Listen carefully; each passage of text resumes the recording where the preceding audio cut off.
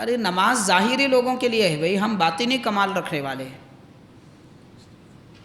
معاذ اللہ، استغفر اللہ، حضور پاک علیہ الصلوۃ والسلام سے بڑھ کر تمہارے پاس باطن آ گیا۔ مکہ مسجد میں آپ نماز ادا کرتے تھے، اور مکہ مسجد میں ہر نماز میں جب آپ نماز ادا کرتے، آپ سے ملاقات کے لیے، علم سیکھنے کے لیے، صحبت میں بیٹھنے کے لیے لوگوں کا اتنا ہجوم ہوتا تھا کہ 5 وقتہ نمازوں میں جمعہ کا منظر ہوتا تھا۔ حضرت رفیع الدین قندھاری رحمۃ اللہ علیہ ایسے پائے کے بزرگ ہیں۔ یہ بھی بڑی پیاری نصیحت ہے۔ آپ یہ ارشاد فرماتے ہیں کہ حضور پاک صلی اللہ علیہ وسلم کی پیروی، حضور کی سنتوں کی اطاعت، شریعت پر عمل آوری، یہ سب سے بڑی دولت ہے۔ حضرت سانگڑے سلطان رحمۃ اللہ علیہ فرما رہے ہیں، اگر تم کسی کو ہواؤں میں اڑتا دیکھو، پانی پر چلتا دیکھو تو، اور وہ کوئی فرض چھوڑتا ہے یا نبی کی کوئی سنت چھوڑتا ہے، تو یاد رکھو وہ ولی، شیخ، مرشد نہیں ہے بلکہ جادوگر ہے۔ آپ غور کیجئے کہ دنیا میں آج لوگ پیسہ، دولت، گاڑی، بنگلہ، ہیرے، جواہر، سونا، چاندی یہ جمع کرنے کی فکر میں ہے۔ اللہ والوں سے محبت ہے، سانگڑے سلطان سے محبت ہے، بزرگان دین سے محبت ہے، مگر ان کی نصیحتوں سے کوئی محبت نہیں۔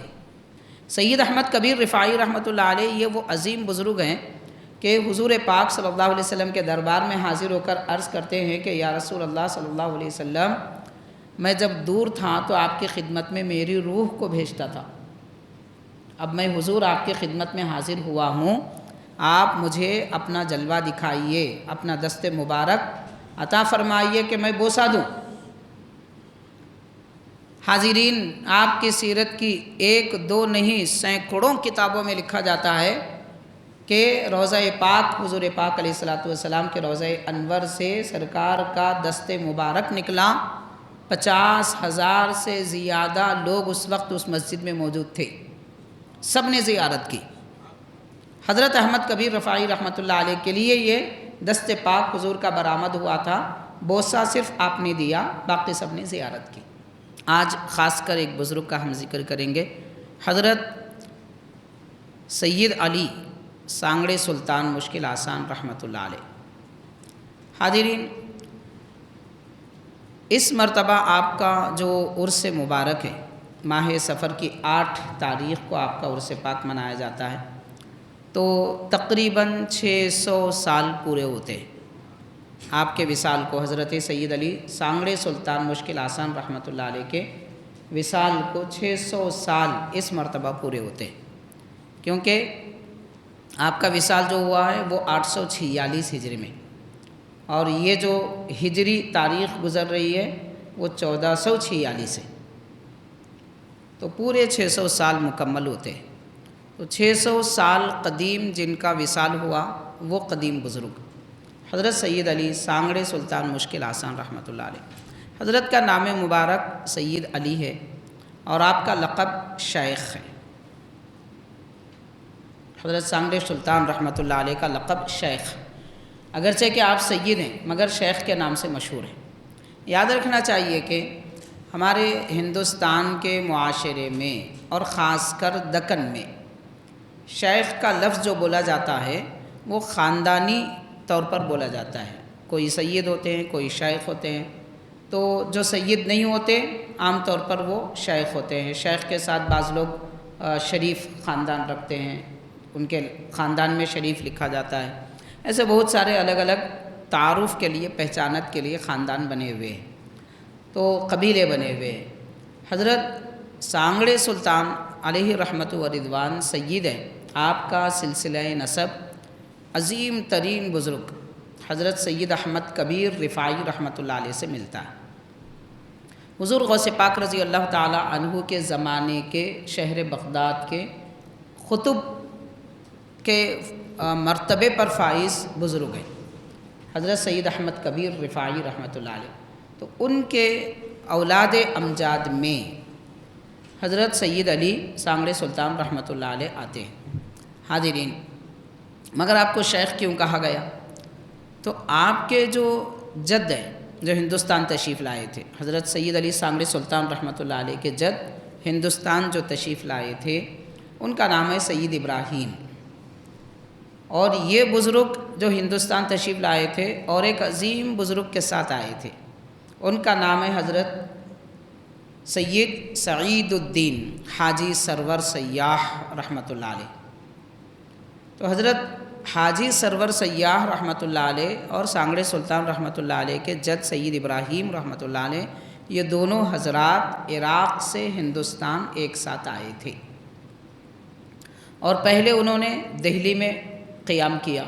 دہلی میں حضرت نظام الدین اولیاء محبوب الہی رضی اللہ تعالی عنہ کی صحبت میں رہے، اور حضرت نظام الدین اولیاء محبوب الہی رحمۃ اللہ علیہ جہاں حضرت سید سعید الدین حاجی سرور رحمۃ اللہ علیہ سے الفت محبت رکھتے تھے، حضرت سید ابراہیم رحمۃ اللہ علیہ سے بھی محبت رکھتے تھے، اور پیار سے ان کو شیخ کہتے تھے۔ تو حضرت محبوب الہی رحمۃ اللہ علیہ نے سانگڑے سلطان رحمۃ اللہ علیہ کے جد امجد کو محبت سے شیخ کہا، تو آپ نے اس لفظ کو اپنے نام کا حصہ بنا لیا اور کہا کہ مجھے شیخ کے نام سے یاد کرو۔ تو تب سے ان کی اولاد میں شیخ کا لفظ جاری ہوا۔ تو حضرت سید ابراہیم علیہ رحمۃ و رضوان پھر محبوب الہی نظام الدین اولیاء رحمۃ اللہ علیہ کے وصال کے بعد حاجی سرور رحمۃ اللہ علیہ کے ساتھ قندھار تشریف لائے۔ قندھار حیدرآباد سے، مہاراشٹرا میں حیدرآباد سے تقریباً 240 یا 50 تقریباً کلومیٹر کے فاصلے پر ہے۔ قندھار شریف دراصل ایک 1600 سالہ قدیم شہر کا نام ہے، اس کا وجود 1600 سال سے، اور حضرت حاجی سرور رحمۃ اللہ علیہ جب یہاں تشریف لائے تو اسلام کی شمع آپ نے روشن کی۔ ان سے پہلے اور تقریباً 12-15 کچھ اکابر بزرگان دین حضرت حاجی سرور رحمۃ اللہ علیہ سے پہلے بھی قندھار میں آئے ہوئے تھے، ان کے مزارات آج بھی وہاں موجود ہیں جو آپ سے پہلے بھی آئے تھے، مگر اسلام کی رونق زیادہ تر حضرت حاجی سرور رحمۃ اللہ علیہ سے وہاں پر پھیلی۔ یہ ہمارے اکابر اور بزرگوں کا خاص کرم رہا ہے کہ وہ اپنے وطن، اپنے ماں باپ، اپنی اولاد، اپنی جائیداد سب چھوڑ کر دین اسلام کو دنیا کے کونے کونے میں پہنچانے کے لیے سفر کیے، اور ضرورت پڑنے پر دین اسلام کے دشمنوں سے مقابلہ کیے۔ بعض لوگ شہید ہوئے، بعض غالب آ گئے، مگر اسلام کی رونق ہندوستان کے چھوٹے چھوٹے قصبے تک پہنچا دیے ہیں۔ تو ان بزرگوں کا یہ احسان ہے، اس لیے ان کے تذکرے کیے جاتے ہیں۔ آج اب دیکھیے کہ وہ ایسے حضرات ہیں کہ اپنے والدین یا پھر اپنے رشتہ دار، اپنی زمین جائیداد، اپنے وطن کو چھوڑ کر ہندوستان تشریف لائے اسلام روشن کرنے کے لیے۔ تو آج ہم ہمارے باپ دادا کو تو یاد رکھیں گے، لیکن ان بزرگوں کو یاد نہیں رکھیں گے۔ اگر ان کا ذکر ہو، ان کی تعریف ہو، ان کی حیات بیان ہو، لوگ سمجھتے ہیں اس کی کیا ضرورت ہے۔ غور کیجئے کہ ہم اپنے باپ کا ذکر جب کیا جائے تو یہ نہیں کہتے کہ اس کی کیا ضرورت ہے۔ جن کی وجہ سے اسلام کی رونق ہندوستان میں پھیلی، ان کو یاد کیا جائے تو اب کیا ضرورت ہے۔ کتنی احسان فراموشی ہوگی اور کتنی نمک حرامی ہوگی ایسے بزرگوں کو اگر یاد نہ رکھا جائے کہ جنہوں نے علماء دین ہیں، اولیاء و صالحین ہیں، کہ اسلام کی رونق دنیا میں پہنچائی ہے۔ بہرحال حضرت حاجی سرور رحمۃ اللہ علیہ کے ساتھ سانگڑے سلطان رحمۃ اللہ علیہ کے جد امجد سید ابراہیم علیہ رحمۃ و رضوان تشریف لائے، لیکن آپ چند دن وہاں پر قیام فرما رہے، پھر اس کے بعد اپنی اولاد کو قندھار میں چھوڑ کر آپ کلیانی کی طرف آئے، جو حیدرآباد سے ہومن آباد کی قربت میں ایک گاؤں ہے۔ تو کلیانی میں تشریف لائے، وہاں آپ کا وصال ہوا اور وہیں آپ کا مزار مبارک ہے، حضرت سانگڑے سلطان رحمۃ اللہ علیہ کے جد امجد کا۔ پھر ان کی جو اولاد تھی، ان کے شہزادے سید محمد، شیخ سید محمد رحمۃ اللہ علیہ، سید ابراہیم رحمۃ اللہ علیہ کے شہزادے، پھر ان کے شہزادے شیخ سید احمد رحمۃ اللہ علیہ۔ یہ دو بزرگوں کے نام کے ساتھ میں زکریا یہ لفظ اضافہ ہے، ان کے خاندان میں سابق میں نہیں تھا، یہاں سے شروع ہوا۔ سید ابراہیم رحمۃ اللہ علیہ کے شہزادے سید محمد کے نام کے ساتھ سید محمد زکریا کا لفظ اضافہ ہوا۔ وہ کیوں ہوا؟ اس کی وجہ یہ تھی کہ حضرت حاجی سرور رحمۃ اللہ علیہ اپنے دوست سید ابراہیم رحمۃ اللہ علیہ کے بیٹے کو پیار سے زکریا کہتے تھے۔ تب سے ان بزرگوں کے خاندان میں شروع میں شیخ اور آخر میں زکریا نام کے ساتھ میں اضافہ ہونے لگا۔ تو ان کے شہزادے سید احمد، پھر ان کے شہزادے حضرت سید علی رحمۃ اللہ علیہ، جن کا لقب سانگڑے سلطان ہے، مشکل آسان ہے۔ حاضرین کرام، حضرت کو سانگڑے سلطان کیوں کہتے ہیں؟ ماہ صفر المظفر کی 8ویں تاریخ، آنے والا جمعرات کا دن آپ کے وصال کا دن ہے۔ اس مناسبت سے ہم آپ کا تذکرہ یہاں پر مختصر طور پر کرنا چاہتے ہیں، تاکہ ہم کو بھی پتہ چلے کہ کیسے کیسے اکابر ملک دکن تشریف لائے اور کس طریقے سے انہوں نے اشاعت اسلام کی اور اسلام کیسے پہنچایا، ان کے ذریعے دین کی تعلیمات ایمان والوں تک کیسے کیسے پہنچی۔ حاضرین، حضرت کو سانگڑے سلطان اس لیے کہتے ہیں، اس کی 2-3 وجوہات بیان کی گئی۔ پہلی بات تو یہ ہے کہ آپ بہت زیادہ سیر و تفریح کیا کرتے تھے۔ حضرت سید علی سانگڑے سلطان رحمۃ اللہ علیہ بہت زیادہ سیر و تفریح کیا کرتے تھے۔ قندھار میں اگرچہ کہ آپ کی ولادت ہوئی، مگر آپ سفر کرتے کرتے پنجاب، سندھ اور ایران کے بھی کچھ علاقوں میں پہنچ گئے تھے۔ تو اتنے دور علاقے تک پہنچ گئے تھے۔ تو سندھ کے اور پنجاب کے علاقے میں کچھ قومیں تھیں، ان قوموں کے نام، ایک قوم کا نام تھا سنگڑے اور ایک کا نام تھا بھنگڑے۔ اس قسم کے 3-4 نام قوم کے علیحدہ علیحدہ قبائل کے نام تھے، قومیں پائی جاتی تھی اس زمانے میں۔ تو سنگڑے قوم میں سے چند لوگ آپ کے انتہائی عقیدت مند ہو گئے اور ان کا فیضان، ان کے علم اور ان کی پرہیزگاری وغیرہ دیکھ کر ایمان لا لی۔ تو وہ ساری قوم آپ کو سلطان کے نام سے یاد کرتی تھی، یعنی اپنا بادشاہ مانتی تھی۔ تو اس لیے سانگڑے سلطان آپ کا لقب ہوا۔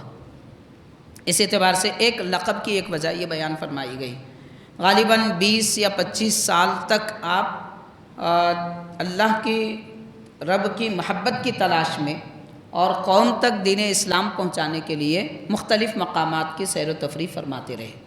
پھر اس کے بعد دوبارہ قندھار شریف کو واپس آئے۔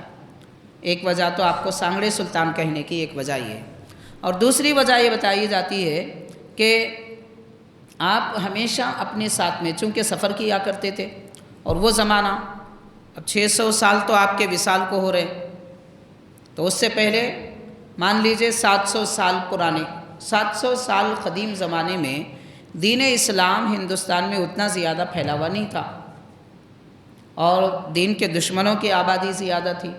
جہاں جاتے آپ کو مشکلات پیش آتے، اگرچہ کہ آپ اپنی تقوی، پرہیزگاری اور علم کی بنیاد پر لوگوں کو اسلام سے منسلک کر دیا، لیکن مشکلات تو شروع میں پیش آتے ہیں۔ تو لوگ بعض اوقات آپ پر حملہ آور ہو جاتے، اور جب راستہ چلتے تو ڈاکوؤں کے قافلے ہوتے، وہ بھی آپ پر حملہ کرتے۔ اس لیے آپ اپنے ساتھ 2 سنگڑ رکھا کرتے تھے۔ وہ کیا تھا؟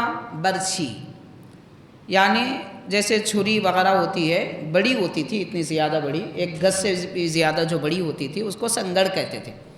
اور ضرورت پڑنے پر آپ 2 ہاتھوں میں 2 سنگڑ لے کر دشمنوں سے مقابلہ کرتے تھے، ان سے لڑتے تھے اور اپنا بچاؤ کرتے تھے۔ اس لیے بھی آپ اسی نام سے منسوب ہو گئے، سانگڑے سلطان کے نام سے۔ بہرحال یہ 2 وجوہات تھے آپ کے اس نام کی۔ اور مشکل آسان آپ کو اس لیے کہتے ہیں کہ جو لوگ آپ کے پاس آتے واقعتاً ان کی دنیاوی مشکلات حل ہو جاتی تھی۔ کیوں؟ آپ کی سخاوتوں کی وجہ سے۔ اگر کوئی بھوکا پیاسا آتا آپ اس کو کھلاتے پلاتے، اور اگر کوئی مصیبت زدہ آتا کہ کسی ظالم کی وجہ سے پریشان ہے تو آپ اپنی طاقت کا استعمال کرتے اور ظلم سے چھٹکارا عطا فرماتے۔ بہرحال جو جس مصیبت میں آتا آپ اس کو راحت عطا فرماتے، اس لیے مشکل آسان لقب ہو گئے۔ خیر، تو اب یہاں بعض اوقات یہ خیالات آتے ہیں کہ مشکل تو اللہ آسان کرتا ہے۔ حاضرین، کوئی شک کی بات نہیں ہے، مشکل اللہ ہی آسان کرتا ہے۔ کس نے کہا کہ اللہ نہیں کرتا؟ کوئی کرتا ہے کہنے سے اللہ نہیں کرتے کا مطلب نہیں نکلتا۔ اللہ تعالیٰ بھی یقیناً اللہ تعالیٰ ہی مشکل آسان کرتا ہے، کوئی اور تو کر ہی نہیں سکتا۔ اب مثال کے طور پر آپ دیکھیے کہ کسی اسٹوڈنٹ کو اس کے کوئی سلیبس میں کوئی چیپٹر سمجھ میں نہیں آ رہا اور اس کو سر سمجھا دیے تو کیا بولتا؟ آپ میری مشکل آسان کر دیے۔ عام سی بات ہے، ہر آدمی کہتا ہے۔ کوئی قرض دار ہے، اس کو کوئی پیسے دے دیے تو اس کی زبان سے نکل جاتا آپ میری مشکل آسان کر دیے۔ مطلب یہ ہے کہ کیا بولنے والا اس کو خدا سمجھ کے بولتا ہے؟ ہرگز نہیں، تصور بھی نہیں آتا۔ ہر آدمی، ہر مسلمان اللہ تعالیٰ کو ہی مشکل دور فرمانے والا، دافع البلیات مانتا ہے۔ اللہ تعالیٰ ہی ہر مشکل دور کرتا ہے، مگر پروردگار نے بندوں کو ہر اعتبار سے ہر میدان میں علیحدہ علیحدہ صلاحیتیں عطا فرمائی ہے۔ ان صلاحیتوں کی بنیاد پر ان کے ذریعے بھی مشکلات آسان ہوتی ہیں۔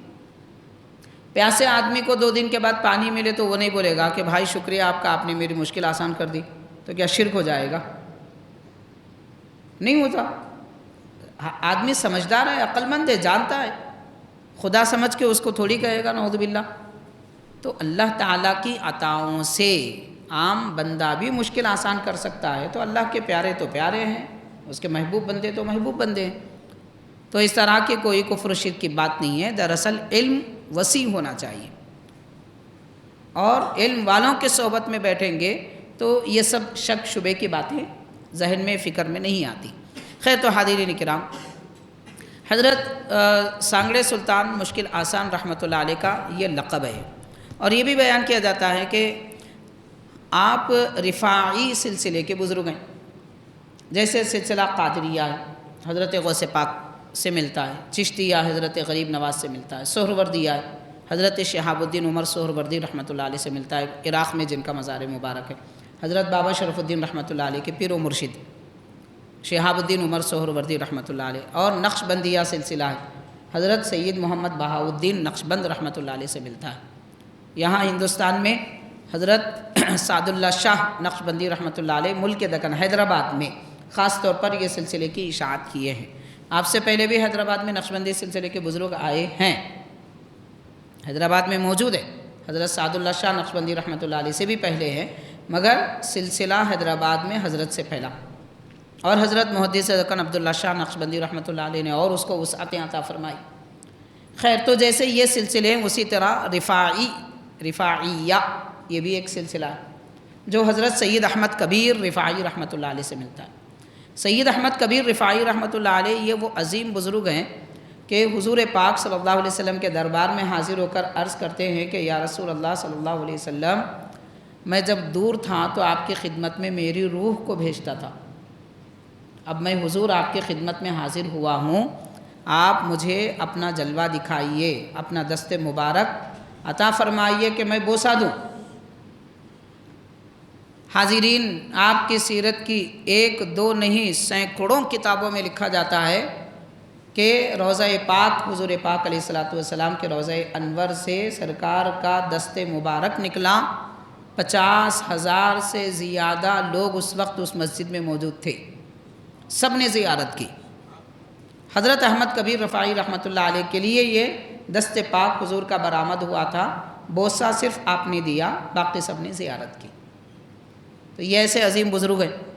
تو ان کا سلسلہ دکن میں جن بزرگوں سے پھیلا، ان میں اولین شخصیت اگر کسی کا نام ملتا ہے تو وہ حضرت سید سعید الدین حاجی سرور سیاح رحمۃ اللہ علیہ، جن کے ذریعے دکن میں سلسلہ رفاعیہ پھیلا اور قندھار کے علاقے میں اسلام کی رونق پھیلی، دین اسلام کی اشاعت ہوئی۔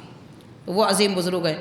اور دوسرا اگر نام کسی کا آتا ہے تو حضرت سید علی سانگڑے سلطان مشکل آسان رحمۃ اللہ علیہ، کہ جن کے ذریعے سے دکن میں سلسلہ رفاعیہ کی بڑی ترویج ہوئی۔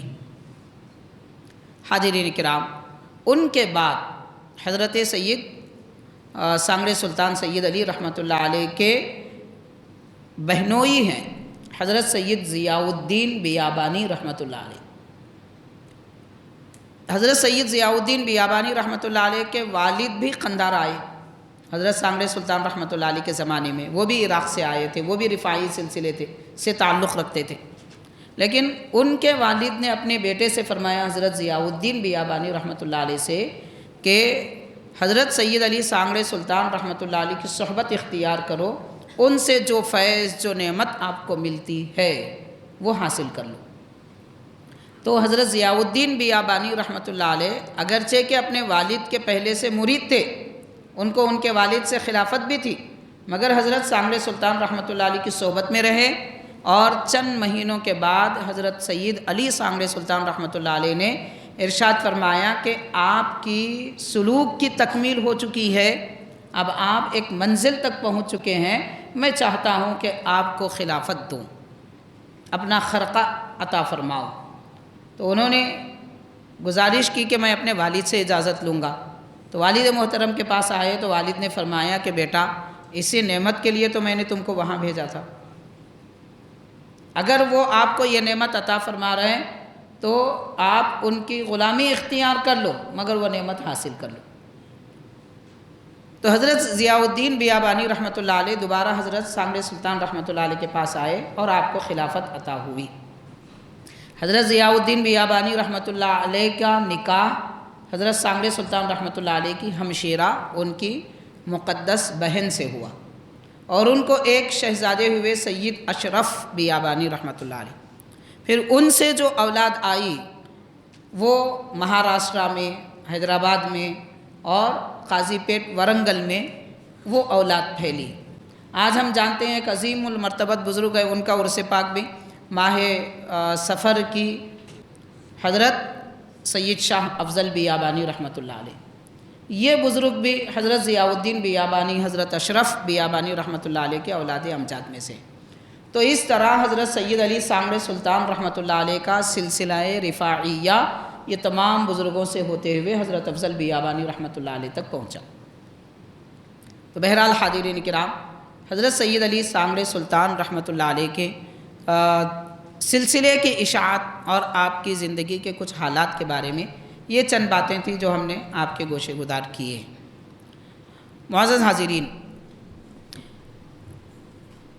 حضرت کے متعلق لکھا جاتا ہے کہ آپ کی دو اہلیہ محترمہ تھیں۔ حضرت سانگڑے سلطان رحمۃ اللہ علیہ کی دو اہلیہ محترمہ تھیں۔ ایک آپ کی مقدس بی بی کا نام تھا حضرت جمال صاحبہ رحمۃ اللہ علیہ، اور دوسری آپ کی مقدس بی بی کا نام تھا حضرت تارا صاحبہ رحمۃ اللہ علیہ۔ تو یہ دو نام ان بزرگوں کے ملتے ہیں۔ اور حضرت کی جو بڑی اہلیہ محترمہ ہیں ان سے 3 آپ کو شہزادے ہوئے۔ ایک بزرگ کا نام ہے سید معین الدین، اور دوسرے کا نام ہے حضرت سید عظیم الدین رحمۃ اللہ علیہما۔ یہ دونوں بزرگوں کے مزار خندار شریف میں ہی ہے۔ اور ایک بزرگ ہے حضرت سید منجھلے میاں، اصل میں ان کا نام سید احمد ہے، مگر لقب یہ ہے سید منجھلے میاں چلہ دار، یہ نام سے مشہور ہے۔ حضرت سانگڑے سلطان رحمۃ اللہ علیہ کا آستانہ قندار شریف میں آپ کا مزار جہاں پر آج ہے، اس کے بالکل سامنے آپ کے یہ شہزادے کا مزار ہے، منجھلے میاں چلہ دار رحمۃ اللہ علیہ۔ آپ کو چلہ دار اس لیے کہتے ہیں کہ آپ اللہ کے ذکر اور عبادت میں بے حد چلے کیا کرتے تھے۔ ایک مرتبہ بیٹھ گئے تو 40 دن، 2 مہینے، 6 مہینے اس طرح اللہ کے ذکر میں گزار دیتے تھے، اس لیے چلہ دار کے نام سے مشہور ہے۔ اور حضرت سانگڑے سلطان رحمۃ اللہ علیہ کی جو اولاد اور سلسلہ ان کی اولاد سے جو پھیلا وہ حضرت سید احمد منجھلے میاں رحمۃ اللہ علیہ کے ذریعے پھیلا۔ باقی جو 2 بڑے شہزادے تھے ان کا وصال پہلے ہو گیا تھا۔ تو یہ آپ کے خاندان کے، آپ کے اولاد امجاد وغیرہ کے متعلق ہے۔ حاضرین کرام، حضرت سانگڑے سلطان مشکل آسان رحمۃ اللہ علیہ کے مقامات عالیہ اور آپ کی شان و عظمت کیا ہے، اس کا اندازہ ہم اس بات سے کر سکتے ہیں کہ بڑے بڑے اکابر بزرگوں نے آپ کی سیرت پر کتابیں لکھی، آپ کے ملفوظات، آپ کے ارشادات بھی لکھے، جیسے حضرت سید ضیاء الدین بیابانی رحمۃ اللہ علیہ، سانگڑے سلطان رحمۃ اللہ علیہ کے بہنوئی ہے اور آپ کے مرید بھی ہیں، خلیفہ بھی ہیں، اور ان کے ذریعے سلسلہ رفاعیہ پھیلا۔ تو یہ بزرگ نے حضرت سانگڑے سلطان رحمۃ اللہ علیہ کی سیرت پر فارسی زبان میں کتاب لکھی، مطلوب الطالبین، اس میں آپ کے ارشادات لکھے، آپ کے تفصیلات زندگی کے انہوں نے لکھے ہیں۔ اور ایک عظیم ترین بزرگ ہیں، وہ ہیں حضرت شیخ العربی والعجم یعنی عرب کے علماء بھی ان کے شاگرد تھے، عجم کے علماء بھی ان کے شاگرد تھے۔ عرب کے علماء بھی شاگرد ہیں، عجم کے علماء بھی شاگرد ہیں۔ وہ ہیں حضرت رفیع الدین قندھاری فاروقی رحمۃ اللہ علیہ۔ حضرت رفیع الدین قندھاری فاروقی رحمۃ اللہ علیہ کی کتاب ہے انوار قندھار۔ قندھار شہر کے بزرگوں کے بارے میں آپ نے فارسی زبان میں ایک کتاب لکھی۔ وہ کتاب جو قلمی کتاب ہے، ہاتھ کا نسخہ ہے، وہ الحمدللہ میرے پاس ہے، اس کے یہ چند ورق ہیں، حضرت کی لکھی ہوئی تحریریں۔ حضرت رفیع الدین قندھاری رحمۃ اللہ علیہ کے وصال کو بھی تقریباً 200 سال کا عرصہ ہو رہا ہے، اور حضرت رفیع الدین قندھاری رحمۃ اللہ علیہ حیدرآباد شہر میں تقریباً 5 سے 10 سال کا عرصہ گزارے ہیں، اسی شہر میں رہتے تھے۔ مکہ مسجد میں آپ نماز ادا کرتے تھے، اور مکہ مسجد میں ہر نماز میں جب آپ نماز ادا کرتے، آپ سے ملاقات کے لیے، علم سیکھنے کے لیے، صحبت میں بیٹھنے کے لیے لوگوں کا اتنا ہجوم ہوتا تھا کہ 5 وقتہ نمازوں میں جمعہ کا منظر ہوتا تھا۔ حضرت رفیع الدین قندھاری رحمۃ اللہ علیہ ایسے پائے کے بزرگ ہیں۔ یہ کون ہے؟ شیخ الاسلام بانی جامع نظامیہ حضرت امام انوار اللہ فاروقی رحمۃ اللہ علیہ کے والد محترم کے نانا ہیں، اور مشہور بزرگ ہیں دکن میں۔ حضرت سید رحمۃ اللہ نائب رسول اللہ رحمت آباد شریف میں جن کا مزار ہے، ان کے خلیفہ ہیں، نائب رسول کے خلیفہ ہیں حضرت رفیع الدین قندھاری رحمۃ اللہ علیہ۔ اور حضرت رفیع الدین رحمۃ اللہ علیہ کے خلیفہ حضرت میر شجاع الدین حسین رحمۃ اللہ علیہ، عیدی بازار میں جن کا مزار ہے، گنبد کی درگاہ سے مشہور ہے، یہ آپ کے خلیفہ ہیں۔ تو اس طرح حضرت رفیع الدین قندھاری رحمۃ اللہ علیہ کا فیضان، سلسلہ، نعمت اور آپ کا علم حیدرآباد اور اس کے اطراف و اکناف میں پھیلا ہے۔ حاضرین، آپ نے بھی حضرت سانگڑے سلطان مشکل آسان رحمۃ اللہ علیہ کی سیرت پر چند صفحات فارسی زبان میں لکھے، اور ان کی کچھ نصیحتیں بھی لکھیں، وہ میں آپ کے سامنے رکھوں گا، آپ کے گوشے گزار کروں گا۔ حضرت سیدی رفیع الدین قندھاری رحمۃ اللہ علیہ القاب لکھتے ہیں، لقب جو عزت کے ساتھ نام یاد کیا جاتا ہے، نام سے بزرگ جو یاد کیے جاتے ہیں۔ اب آپ غور کر سکتے ہیں کہ اتنے پائے کے بزرگ کے جن کی صحبت میں رہ کے لیے مکہ مسجد میں جمعہ کا منظر بتاتی تھی ایسی قوم، تو ان کا مقام کیا ہوگا؟ وہ بزرگ حضرت سانگڑے سلطان رحمۃ اللہ علیہ کے بارے میں کیا لکھتے ہیں؟ آپ لکھتے ہیں شیخ الاسلام والمسلمین۔ حضرت سید علی سانگڑے سلطان رحمۃ اللہ علیہ کا لقب ہے کہ اسلام کے بھی، مسلمان کے بھی، تمام مسلمانوں کے اور اسلام کے شیخ ہیں، سردار ہیں۔ شیخ کا لفظ سردار کے لیے بولا جاتا ہے۔ اور فرمایا ناسک مناسک شریعت، یعنی شریعت کے جتنے فرائض ہیں اور احکامات ہیں، ان احکامات پر جم کر چلنے والے، مضبوطی کے ساتھ شریعت کے احکام پر چلنے والے، یہ لقب آپ لکھ رہے ہیں۔ اور مرشد ارشاد طریقت، طریقت کی راہ کے مرشد، راہ طریقت کو بتانے والے، سکھانے والے، اور عاشق بیریا، اللہ کے محبوب اور اللہ سے محبت رکھنے والے، بغیر کسی ریاکاری کے، گنج بخش، بخشش کا خزانہ ہے، نعمتوں کا خزانہ ہے۔ یہ القابات حضرت رفیع الدین قندھاری رحمۃ اللہ علیہ لکھتے ہیں۔ پھر آگے لکھتے ہیں حضرت شیخ علی شاہ المعروف بسانگڑے سلطان مشکل آسان۔ اب آپ بولیے اگر یہ لفظ شریعت کے خلاف ہوتا، دین کے خلاف ہوتا، اس میں کوئی غلط بات ہوتی، اتنے بڑے عظیم بزرگ یہ نام سے یاد کرتے حضرت سانگڑے سلطان کو؟ تو یہ بعد میں بنایا ہوا لفظ نہیں ہے، 200 سال پہلے حضرت رفیع الدین قندھاری رحمۃ اللہ علیہ نے لکھا ہے، اور 500 سال پہلے حضرت ضیاء الدین بیابانی رحمۃ اللہ علیہ نے لکھا ہے۔ سید علی رحمۃ اللہ علیہ کے لیے سانگڑے سلطان کا لقب انہوں نے یاد کیا ہے۔ تو آپ ارشاد فرماتے ہیں کہ آپ کا وصال ماہ صفر کی 8ویں تاریخ، لکھتے ہیں کہ وفات حضرت عیشا 8 صفر المظفر سن 40 و 800 846 ہجری میں آپ کا وصال ہوا، یہ حضرت لکھ رہے ہیں۔ اور ارشاد فرماتے ہیں کہ آپ کے وصال کی تاریخ اس جملے سے نکالی گئی۔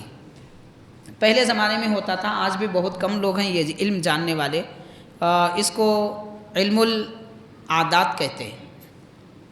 علم العادات عربی زبان میں الف سے لے کر یا تک جتنے حروف ہیں اس کا کوئی نہ کوئی ایک نمبر ہوتا ہے۔ الف کا 1 ہے، با کے کچھ ہیں، ایسی کسی کا نمبر 100، کسی کے 900، کسی کے 800، الف سے یا تک۔ اس کو ابجد، حوض، حطی، کلیمن، یہ جو پہلے سن القرآن میں یہ الفاظ لکھے ہوئے ہوتے تھے، جو بچپن میں پڑھے ہوں ان کو یاد ہوں گے، تو اس کے نام، اس کے نیچے نمبر ہوتے تھے، یہ نمبر ہے۔ تو ہر ایک نام سے کوئی نمبر نکالا جاتا ہے۔ مثال کے طور پر بسم اللہ الرحمن الرحیم 19 حروف ہیں، تو با کا 1 نمبر، سین کا 1 نمبر، میم کا 1 نمبر، یہ سارے نمبر ملا دیے جائیں تو 786 بنتا ہے۔ اس لیے بسم اللہ کا نمبر 786۔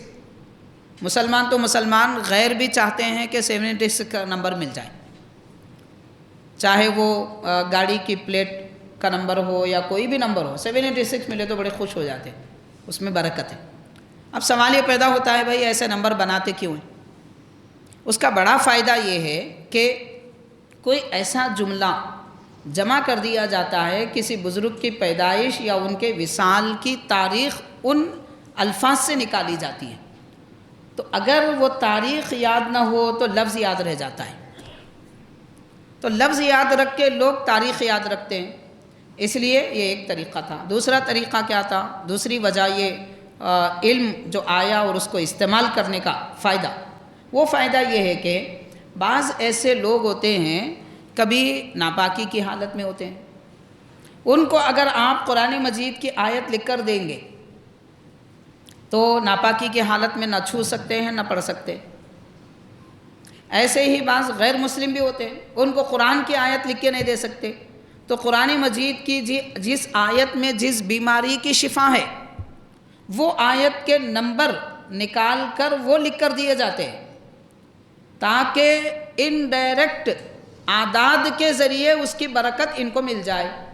اور قرآن چھونا یہ غیروں کے لیے جائز نہیں ہے، بے وضو آدمی کے لیے بھی جائز نہیں ہے، تو کہیں بے وضو قرآن مجید کی آیت کو چھو کر گناہ گار نہ ہو جائیں، اس لیے اس طرح کے عادات استعمال کیے جاتے تھے۔ اور بھی بہت ساری وجوہات ہیں، خیر اپنے کو معلوم نہیں رہتا، اٹھائے زبان تارق کو لگائے کچھ بھی بول دی۔ معلومات حاصل کرنا چاہیے، علم سیکھنا جناب، کوئی بھی شے خالی نہیں ہوتی، بیکار نہیں ہوتی، اس میں کچھ نہ کچھ فوائد ہوتے ہیں۔ اب خاص کر بڑے بڑے اکابر بزرگوں نے استعمال کیا ہے تو اس میں آپ کیسے نکتہ چینی کر سکتے ہیں؟ یہ دراصل کیا ہے؟ اپنی جہالت کو دوسروں کی جہالت ثابت کر رہے ہیں، خود جاہل ہے، دوسروں کے بارے میں کہہ رہے ہیں کہ انہوں نے غلط کیا، انہوں نے غلط کیا۔ خیر، تو بہرحال حضرت سانگڑے سلطان مشکل آسان رحمۃ اللہ علیہ کی تاریخ وصال، آپ کا جب وصال ہوا وہ تاریخ نکالی گئی۔ حضرت لکھتے ہیں رفیع الدین قندھاری رحمۃ اللہ علیہ کہ مشکل کشا اے دین و دنیا، یہ جملے کے تمام حروف کو جمع کر دینے سے 846 ہجری نکلتی ہے۔ ایک ہے مشکل کشا دین و دنیا، اس سے 846 نکلتا ہے، اور مشکل کشا اے دین و دنیا اس سے 856 نکلتا ہے۔ تو بعض تاریخ میں ہوتا ہے اختلاف، بعض نے کہا 846 میں آپ کا وصال ہوا، بعض نے کہا 856 میں ہوا۔ تو خیر حاضرین کرام، حضرت رفیع الدین قندھاری رحمۃ اللہ علیہ سانگڑے سلطان رحمۃ اللہ علیہ کی کچھ نصیحتیں ذکر فرما رہے ہیں۔ 2 نصیحتیں میں آپ کے سماعت میں لاؤں گا۔ آپ نے ارشاد فرمایا، حضرت سانگڑے سلطان مشکل آسان رحمۃ اللہ علیہ علم دین کے فوائد بیان فرما رہے ہیں۔ علم دین کا فائدہ کیا ہے؟ تو آپ کے جو خلیفہ تھے حضرت ضیاء الدین بیابانی رحمۃ اللہ علیہ، ان کی کتاب مطلوب الطالبین، اس میں آپ فرماتے ہیں کہ آپ نے ارشاد فرمایا کہ میرے شیخ الاسلام والمسلمین محب الانبیاء والمرسلین، یعنی نبیوں کے اور رسولوں کے چہیتے اور ان کو چاہنے والے، اور ختم العاشقین، اللہ تعالیٰ سے محبت جن پہ مکمل ہو گئی، وہ حضرت سانگڑے سلطان رحمۃ اللہ علیہ، تو ان کے بارے میں یہ الفاظ لکھ کر لکھتے ہیں کہ آپ نے ارشاد فرمایا کہ علم روشن کنندہ دل و عقل افزائندہ است فعل علم دنیا بدست. مطلب یہ آپ یہ ارشاد فرما رہے ہیں کہ دیکھو علم حاصل کرو، علم کی وجہ سے آدمی کا دل بھی روشن ہوتا ہے، عقل بھی روشن ہوتی ہے. حضرت سید علی رحمۃ اللہ علیہ یہ ارشاد فرما رہے ہیں علم سیکھو کہ علم دین کی وجہ سے عقل بھی روشن ہوتی ہے، دل بھی روشن ہوتا ہے. اور علم عالم دین، علم سیکھنے والے کے پاس، علم رکھنے والے کے پاس دنیا بھی ہاتھ میں رہتی ہے، آخرت بھی اس کی سنورتی ہے. دنیا بھی ملتی ہے، آخرت بھی سنورتی ہے. پھر اس کے بعد ارشاد فرمایا کہ محققین زمانہ پر، ان کے نزدیک، محققین زمانہ کے نزدیک علم ایک ایسا جوہر ہے، یعنی ایسا ہیرا موتی ہے کہ جس کی کوئی قیمت نہیں. حضرت سانگڑے سلطان رحمۃ اللہ علیہ علم کی فضیلت اس طریقے سے بیان کرتے ہیں. اس کے بعد یہ ساری باتوں کو ایک شعر میں آپ نے لکھا، عربی میں بھی فارسی میں بھی، دونوں اشعار آپ نے لکھے حضرت سانگڑے سلطان نے. عربی میں فرماتے ہیں العلم زین الرجال وغیرہم، یعنی علم مردوں کی بھی زینت ہے اور عورتوں کے لیے بھی زینت ہے. یعنی عورتوں کو بھی علم سیکھنا چاہیے، مردوں کو بھی علم سیکھنا چاہیے. پھر فرمایا والعلم افضل من کنوز الجوہر، اور ہیرے جواہر کے خزانوں سے زیادہ بہتر خزانہ علم کا خزانہ ہے. اب آپ غور کیجئے کہ دنیا میں آج لوگ پیسہ، دولت، گاڑی، بنگلہ، ہیرے جواہر، سونا چاندی یہ جمع کرنے کی فکر میں ہے. اللہ والوں سے محبت ہے، سانگڑے سلطان سے محبت ہے، بزرگان دین سے محبت ہے، مگر ان کی نصیحتوں سے کوئی محبت نہیں. آپ ارشاد فرما رہے ہیں کہ دنیا میں ہیرے جواہر کے خزانے سے بڑھ کر بہتر اگر کوئی خزانہ ہے تو وہ علم کا خزانہ ہے. تو علم دین کا خزانہ اختیار کرنا چاہیے. آج امت مسلمہ اسی علم سے بہت دور ہو چکی ہے جس علم کی ترغیب حضرت سید علی سانگڑے سلطان رحمۃ اللہ علیہ عطا فرما رہے ہیں. پھر ارشاد فرمایا آپ وَتَفْنِ الْكُنُوزُ عَلَى الزَّمَانِ مَرَّةً، ایک وقت آئے گا خزانے فنا ہو جائیں گے، ختم ہو جائیں گے. ہو رہے ہیں کیونکہ لوگ استعمال کر رہے ہیں تو خزانے ختم ہو رہے ہیں. مگر فرمایا وَالْعِلْمُ يَبْقَى بَاقِيَاتِ الْعَصْرِ، لیکن دنیا جب تک باقی رہتی ہے علم باقی رہتا ہے.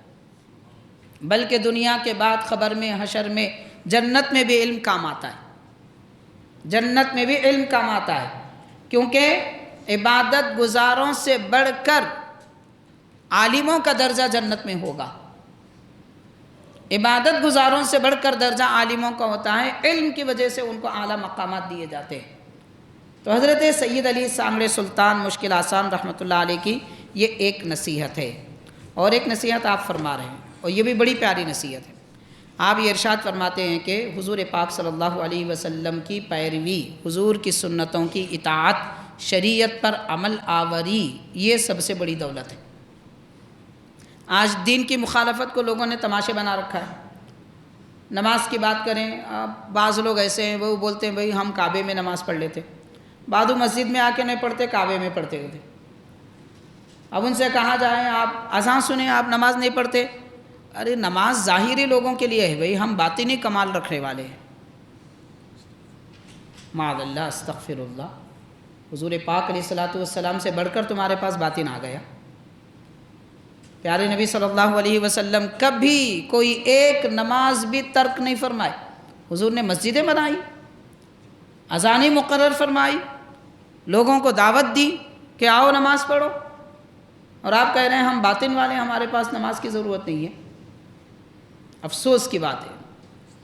خیر تو حاضرین، حضرت سانگڑے سلطان مشکل آسان رحمۃ اللہ علیہ اتنے بڑے ولی ہیں. آپ کیا فرما رہے ہیں؟ 600 سال ہو رہے ہیں آپ کے وصال کو. آپ ارشاد فرماتے ہیں کہ آپ کے جو مرید ہیں حضرت ضیاء الدین بیابانی رحمۃ اللہ علیہ، وہ ارشاد فرماتے ہیں پیر این درویش، درویش ضعیف، یعنی مجھ ضعیف کے پیر ارشاد فرماتے ہیں شیخ الاسلام والمسلمین شیخ علی شاہ عاشق بیریہ المعروف بسانگڑے سلطان مشکل آسان رحمۃ اللہ علیہ فرمودند. آپ نے فرمایا کہ یاد رکھو اگر کوئی جنت تک پہنچنا چاہتا ہے تو اسے جان لینا چاہیے بر آب رواں شود و یا در ہوا پرت نعوذ باللہ منہا اگر فریضہ از فرائض حق تعالی و سنت از سنتہا پیغمبر علیہ السلام بغیر عذر ترک کرد وہ شیخ و ولی نباشد بلکہ ساخر بود۔ ارشاد فرمایا کہ اے لوگو اگر تم کسی کو ہواؤں میں اڑتا دیکھو، حضرت سانگڑی سلطان رحمۃ اللہ علیہ فرما رہے ہیں اگر تم کسی کو ہواؤں میں اڑتا دیکھو، پانی پر چلتا دیکھو تو اور وہ کوئی فرض چھوڑتا ہے یا نبی کی کوئی سنت چھوڑتا ہے تو یاد رکھو وہ ولی شیخ مرشد نہیں ہے بلکہ جادوگر ہے، جادوگر ہے۔ حضرت سانگڑی سلطان رحمۃ اللہ علیہ فرما رہے ہیں۔ اب بولیے اولیاء اللہ کو لوگوں نے کیا سمجھ رکھا ہے؟ آج کل کے بعض بہروپیوں کو دیکھ کر بعض لوگ گمراہ ہو جاتے ہیں، کہتے ہیں اولیاء ایسے ہوتے ہیں کہ ارے کس نے کہا کہ یہ بہروپی یہ ولی ہے؟ ولی یہ ہیں حضرت سانگڑی سلطان جو ارشاد فرما رہے ہیں نبی کی ایک سنت بھی اگر کوئی چھوڑتا ہے تم اس کو ولی نہ سمجھو، وہ مرشد نہیں ہے، وہ ولی نہیں ہے، وہ تو جادوگر ہے، جادوگر، اگرچہ کہ وہ ہواؤں میں اڑے، اگرچہ کہ وہ پانی پر چلے۔ تو کسی کے کرتب دیکھ کر متاثر نہیں ہونا چاہیے، نبی کی سنت پر پابندی دیکھ کر متاثر ہونا چاہیے۔ دین کرتبوں کا نام نہیں ہے، دین فرض ادا کرنے کا نام ہے، دین حرام کاریوں سے بچنے کا نام ہے، اور دین نبی کی سنت پر عمل کرنے کا نام ہے۔ بہرحال حاضرین کرام، یہ مختصر سا کچھ تذکرہ حضرت سید علی سانگڑی سلطان مشکل آسام رحمۃ اللہ علیہ کے بارے میں ہم نے عرض کیا ہے، جن کا مزار مبارک قندھار شریف میں ہے، مہاراشٹر کے علاقے میں۔ 600 سال آپ کے عرس پاک کو ہو رہے ہیں۔ آنے والے جمعرات کے دن 8ویں سفر المظفر کو آپ کا عرس پاک اہتمام سے منایا جاتا ہے۔ کوشش کریں، زیارت کریں، نہیں کر سکتے تو کم از کم ایصال ثواب، فاتحہ، نیاز وغیرہ کا اہتمام کریں۔ بزرگوں کی توجہات ہمارے قلب پر وارد ہوں گی، ایمان چمکے گا، روشن ہوگا، اور ان کے فیضان سے قیامت کے دن بھی ہم کو کامیابی ملے گی۔ اللہ تبارک و تعالی حضرت کا فیضان برکتیں ہم کو عطا فرمائے۔ جو کچھ کہا سنا گیا اللہ تبارک و تعالی قبول فرمائے۔ صلی اللہ تعالی وسلم علی خیر خلقہ سیدنا محمد وعلی آلہ واصحابہ اجمعین، والحمد للہ رب العالمین۔